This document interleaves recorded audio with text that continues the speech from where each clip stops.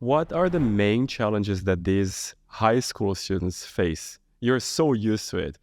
Day one or week one, Yeah. what are you dealing with? Yeah, I think we try to be the specialist in taking care of international students because we know the challenges they usually face.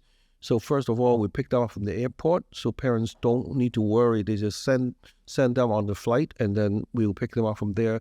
And then a full week of orientation, making sure that they know what is ahead of them in the studies. And then we place students in different classes according to their needs. For example, you'll be surprised that actually students in East Asia, for example, from Japan or China or Taiwan, usually take more time for them to learn English because there is a so-called linguistic distance. For example, students from Latin America or from Europe coming, it will be way easier because their languages, although not English, but still much closer, to English. So everybody is different, right? And some students actually, they learn English since elementary school in their home country. So when they arrive, they can just take a very short period to catch up and will do. So that is exactly what I meant. I talked earlier about personalized pathway. We have to design different pathway for them. And then we know their psychological needs, their emotional needs, and which is actually quite challenging. The emotional, psychological, and social needs. They feel we want them to feel a part of the community.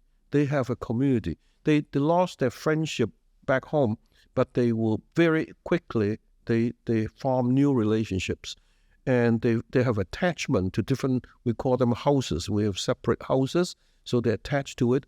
They join sports teams or music groups or whatever, so they have attachment. This is very important. And then these days, especially now, they can easily talk to the parents after school, at night, whatever they can.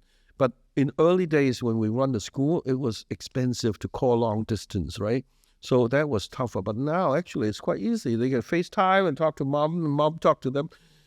And also we have a system that the mom can very easily see what is going on at school because they all have a so-called, we have an app. All the parents has an app who can actually check, whether the attendance is good and what time they went out and whether they had lunch, because when they pass through the lunch line, they had to use a fob to record their taking lunch. If they leave the school, they need to scan, and then the data is real time. Parents can see that, oh, son, you're going out.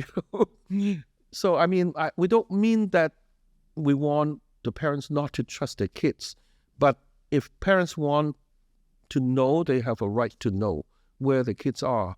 They're paying for everything. And then all the teachers posting attendance. If a student is late to a class, the parents know right away because the teachers would take roll calls and enter to the computer, and then that's already on the app. And then the marks, tests, any tests and any assignments, the teachers will give rating and how much marks you get, and that is posted to the database, and mom or dad already immediately know. So we make the distance much shorter. So many parents told us that I know about my child way better than when he studied in the school next to the house. Because of technology, we could do that. We can connect them way more easily. And you're also helping them